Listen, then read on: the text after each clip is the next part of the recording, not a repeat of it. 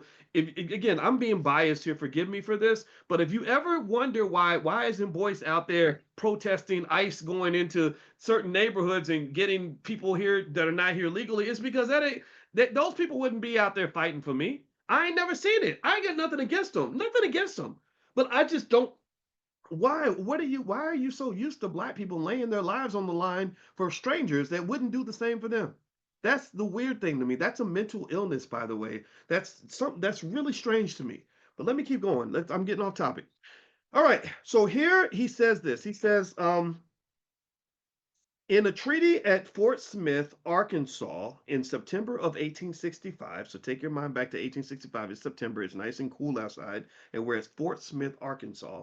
The Choctaws and the Chickasaws were paid $300,000, which is a lot of money back then. That's millions of dollars, by the U.S. government for a district of lands west of the 98-degree longitude.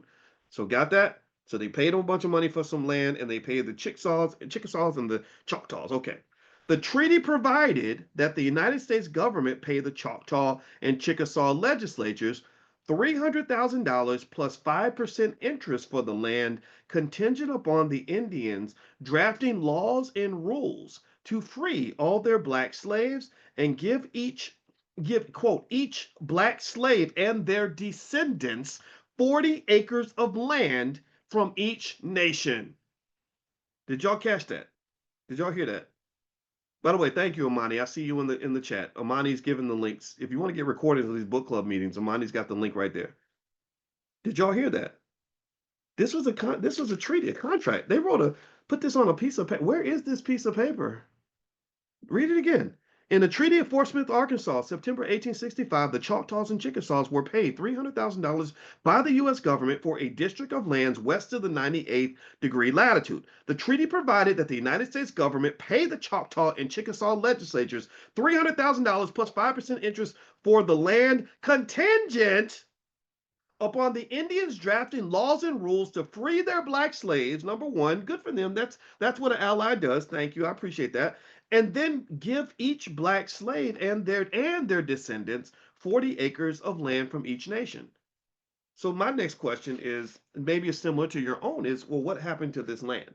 Who got the land? Let's find this out. Let's figure this out. In addition to the 80 acres, what? To be given to each slave, 80 acres. Because 40 from the Choctaw, 40 from the Chicken. So that's 80 acres of land. Do you know how much valuable? Let's look at that. Let's do, because I hope you agree with me that I think we deserve reparations. If you don't agree with me, then you're probably in the wrong place. Let me see here. What's the average cost of 80 acres of land? And let's pick North Carolina, or actually it's Arkansas. Let's look at Arkansas. Okay, since it's in Arkansas. I'm literally gonna look this up because I want to see how much money you're owed. So if you ain't got no money in your bank account, we're finding out where your money's at so they can run you your check. Okay, so in 2024, farm real estate in Arkansas was $4,110 per acre. So if you had 80 acres of land, if it's farmland, that's $328,000 that you would be owed. So write that down. Now the thing is, if it's non-irrigated or less premium land, that's only 2,700 acres, so you only get 216,000. If it's recreational timber or remote land, it will be worth between 120 and 280. So basically 330 on the high end, 120 at the low end. So we'll pick something in the middle, maybe about $250,000. So they owe everybody in that could be connected here, $250,000. So that's just know, so you ain't broke. You got money. You just got to go collect your check. All right. So moving on. All right. So the treaty. Let's see. Moving on.